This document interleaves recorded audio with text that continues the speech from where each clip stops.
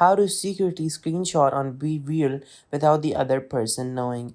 Hi guys, in this video I will tell you how you guys can take a screenshot of another person's BeReal post without letting them know. So it's very easy. I don't have any friends on BeReal right now, but of course I will still tell you the process. So firstly, you have to turn on screen recording on your phone by using a screen recorder of your choice.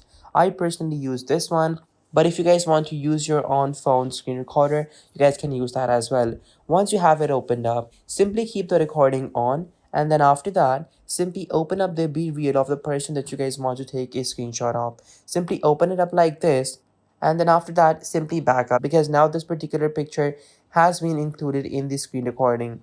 Now simply save that screen recording, and then after that you guys can take a screenshot from that screen recording instead of taking a screenshot on BeReal and letting the other person know. So this is a very cool hack that you guys can use to actually get screenshots of the other person's BeReal post. Now this method actually works. People don't know about this and the other person is also not gonna know about this.